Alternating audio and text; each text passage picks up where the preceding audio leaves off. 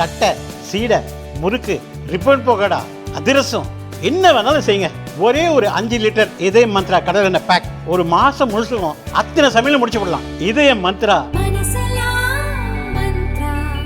நம்ம ரொம்ப ஒரு கனத்த இதயத்தோட மிகுந்த மனவேதனையோட இன்றைக்கு உங்களை நான் இப்போ சந்திக்க சில செய்திகளை சொல்ல வேண்டிய நிலைக்கு தள்ளப்பட்டிருக்கிறோம். எப்படின்னா, கண்கள் கலங்குகிறது, வாய் குளறுகிறது, இன்னும் இந்த மாதிரி என்ன வேணாலும் சொல்லலாம். அந்த மாதிரியான மிகவும் வேதனையான மனநிலையை நாங்கள் இங்கே அமர்ந்திருக்கிறோம்.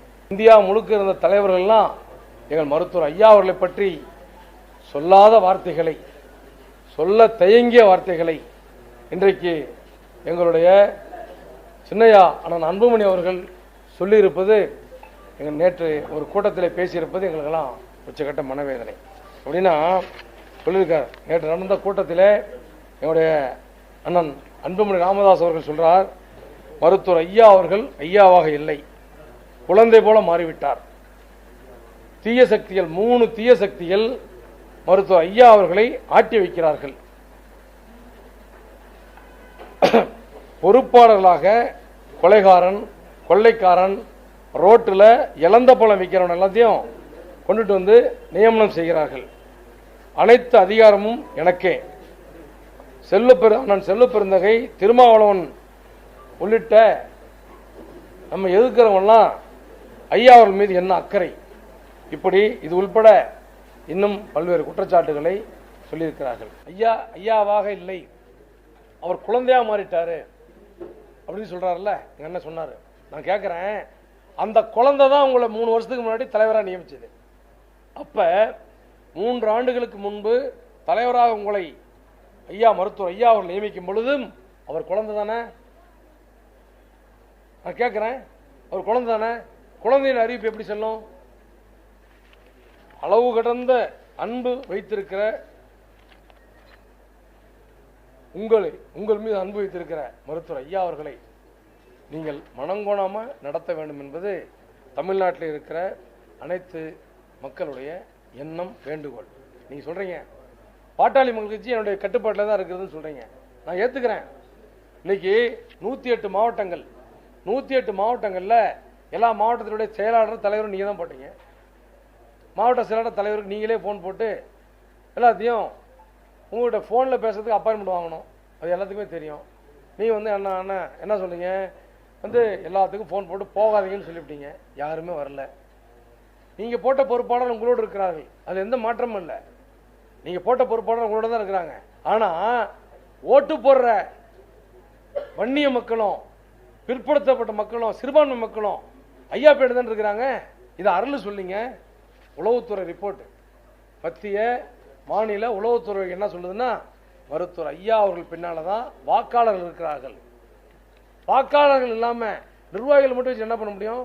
அண்ணா, உங்களை மன்றாடி கேட்டுக்கொள்கிறேன், தயவு செஞ்சு வாங்க, தயவு செஞ்சு வாங்க. ஒரு 10 நாளைக்கு துர்போதகளை சொல்ற அந்த கார்த்தி மாதிரி ஆளுங்க, இன்னும் சில பேர்லாம் இருக்கிறாங்கல்ல, அந்த மாதிரி ஆளுங்கள்லாம் விட்டுட்டு நீங்களா சிந்திங்க, நீங்களா சுயமா சிந்திங்க.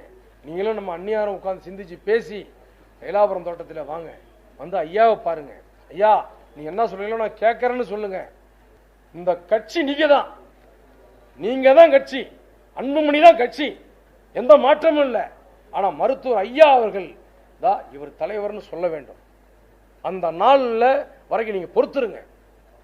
மருத்துவர் ஐயா அவர்களே சுயம்புவாக பெற்றெடுத்த குழந்தை தான் என்னுடைய பாட்டாளி மக்கள் கட்சி. பாட்டாளி மக்கள் கட்சியினுடைய தலைவரா அண்ணன் ஜி கே மணி இருந்தார். 25 வருஷம், 1 வருஷம் 2 வருஷம் இல்லை, 25 ஆண்டுகள் இருந்தார். 25 ஆண்டுகள் இருந்த தலைவரை எங்க ஐயா கூப்பிட்டாரு. மணி அப்படின்னாரு. ஐயான்னாரு, நீ நான் அந்த பாட்டாளி மக்கள் கட்சி தலைவரா சின்னையா அன்புமணியை போட்டலான் இருக்கிறேன், நீ ஒதுங்கிங்கன்னு சொன்னாரு. ஐயா உடனே போறேன், ஒதுங்கிறீங்கன்னு சொல்லிவிட்டு நடந்த பொதுக்குழுவில் சாமானியனா இருந்தா அழுவாங்க, மனவேதனைப்படும். உன்னகைத்த முகத்தோடு அன்றைக்கு அவரை முன்மொழிந்து கொண்டு வந்தவர் ஜி கே மணி அண்ணன். அவரை இன்றைக்கு படுத்துகிற அவமானம் சொல்லி மாலுமா? இப்ப நாங்கெல்லாம் நல்லவர்கள் முந்தானத்து வரைக்கும். இப்ப மருத்துவர் ஐயா அவர்களோடு யாரெல்லாம் இணைகிறோமோ எங்களை முகநூலிலே தாக்குவதற்காக ஒரு கூட்டம் தயாராக இருக்கிறது. முகநூலில் தயாராக இவன் வந்து ரவுடி, இவன் முடிச்சு வைக்கி, இவன் நடிகன், இவன் மொல்ல மாதிரி திருடன், இந்த மாதிரி. நேற்று வரை நாங்கள் நல்லவர்கள், இன்றைக்கு நம் மருத்துவர் ஐயா தான் எங்கள் தலைவர், அதற்கு அடுத்தபடியே நீங்கள் தான் தலைவர். நாங்கள் இன்னைக்கும் சொல்லுகிறோம், பாட்டாளி மக்கள் முதல் வேட்பாளர் எங்கள் அண்ணன் நீங்கள் தானா? ஐயா மாற்றி சொல்ல மாட்டாரு, கோபத்தில் சொல்கிறாரு, நீங்கள் தான் ஐயாவை சொல்கிறீங்க. ஐயாவை சுற்றி 3 பேர் தீய சக்தின்னு சொல்லிட்டு நான் சொல்லட்டுங்களா? ஐயா எங்கள் சின்னையாவை வழிநடத்துகிற சக்திகளை சொல்லட்டுமா? சொன்னோன்னா எங்கேருந்து ஆரம்பிக்கலாம்? சேலம் கார்த்தியிலேருந்து ஆரம்பிச்சு எங்கே இது வரைக்கும் போகலாம். நான் போக விரும்பலை. முந்தானத்தை கூட நடந்த ஒரு ஜூம் மீட்டிங்கில் சொல்லிருக்காரு, என்னை எடுத்து சேலத்தில் தான் அரசியல் பண்ணுறாங்க, களை எடுக்கிறேன் அப்படின்னு சொன்னாராம். அதுக்கு கார்த்தி சொன்னாராம், நான் பார்த்துக்கிறேன்னாராம். எங்கள் உயிருக்கெல்லாம் கூட ஆபத்து இருக்குது. காவல்துறைக்கு நான் சொல்லுகிறேன், மருத்துவர் ஐயா அவர்களை ஆதரிப்பவர்கள் எல்லாத்துக்குமே உயிருக்கு ஆபத்து இருக்குது. ஆனால் நாங்கள் கோலை இல்லை, ஆனால் எங்கள் உயிருக்கு ஆபத்து இருக்குது.